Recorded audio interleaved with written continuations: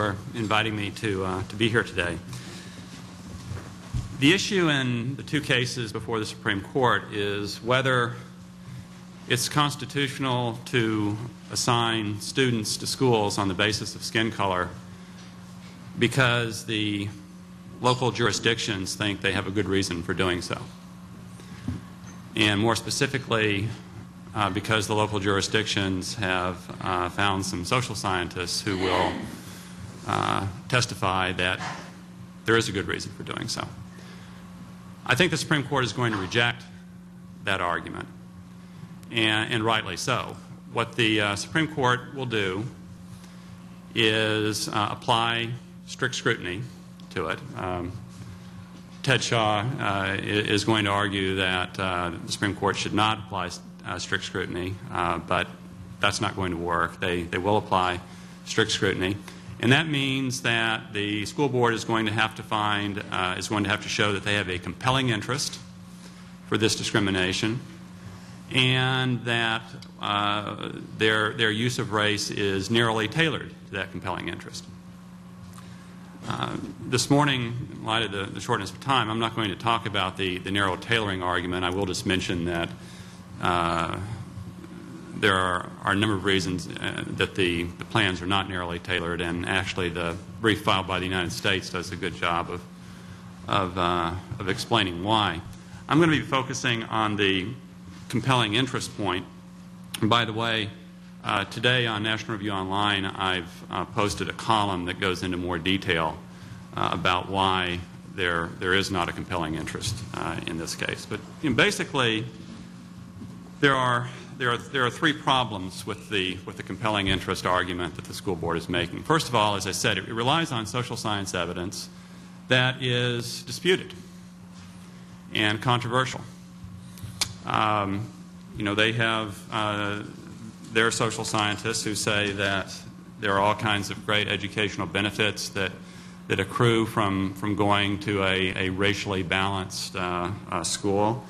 But just to read from one of the amicus briefs that was filed on our side, these social scientists conclude that, in fact, the relationship between attendance at these racially balanced schools and student achievement is not uniform, consistent, or sufficiently conclusive to support a finding that achieving a particular level of racial balance constitutes a compelling government interest.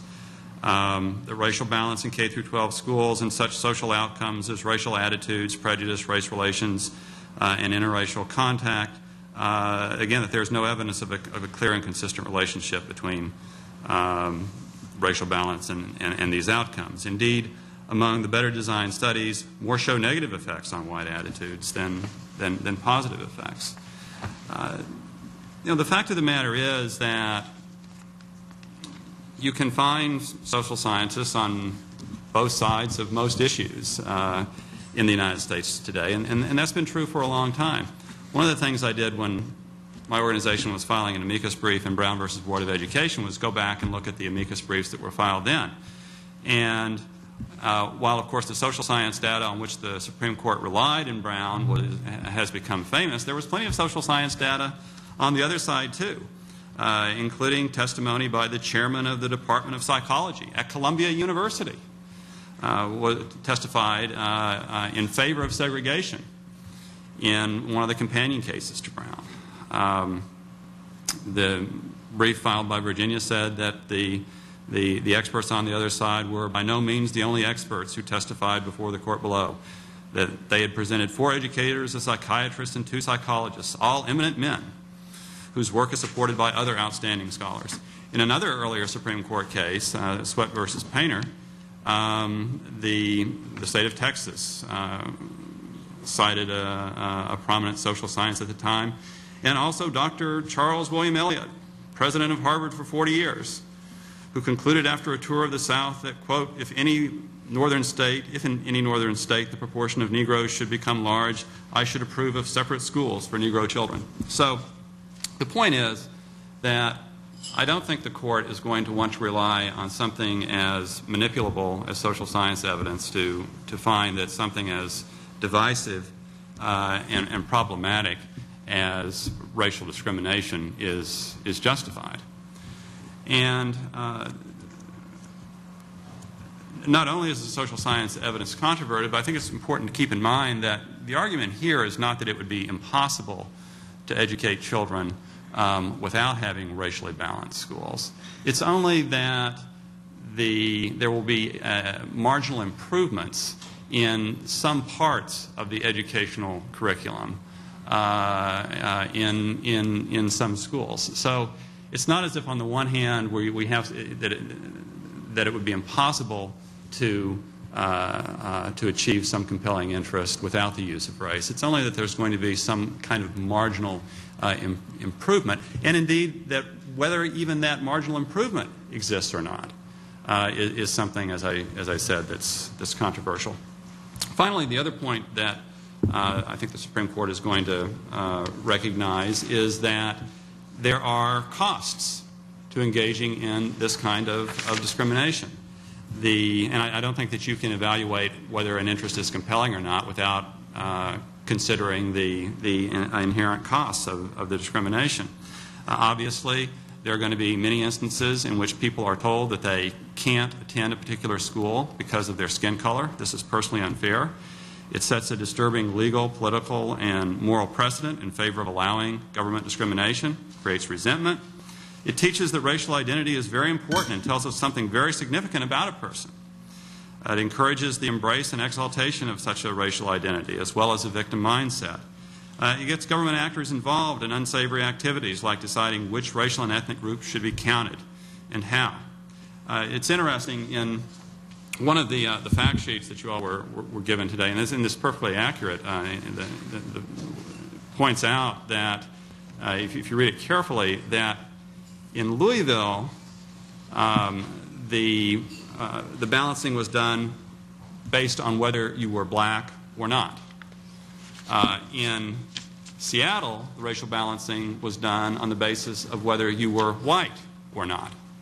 So, if you were Hispanic or Asian or Native American, you're considered to be non-white if you're in Seattle, but you're considered to be you're considered along with the whites if you're in Louisville. And this is the kind of ridiculous bean counting that we get into whenever we start using racial and ethnic classifications. And I don't think that kind of discrimination makes sense in 2006. America is becoming increasingly a multiracial, multi-ethnic society. That's a great thing, but it makes it untenable to have a legal regime that is sorting people according to skin color and according to what country people's ancestors came from, and telling them that, well, because you're in this box, you can go to this school but not that school, and because your next door neighbor is in a different box, he can go to the school that you can go to or can't go to, but can't go to the school that you can go to. By the way, I want to correct one thing, that among the plaintiffs in the Seattle case were not just white students, but also non-white students, because they are discriminated against under this system as well.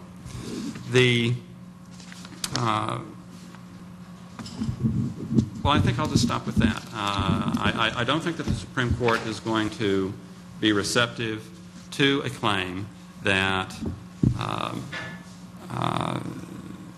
just because a local jurisdiction thinks it has a good reason to engage in racial discrimination, that it ought to defer to those claims. School boards have always thought that they had good reasons for racial discrimination, and I don't think that the kind of controversial and controverted social science evidence in this case is at all persuasive. Thank you. Thank you, Rob.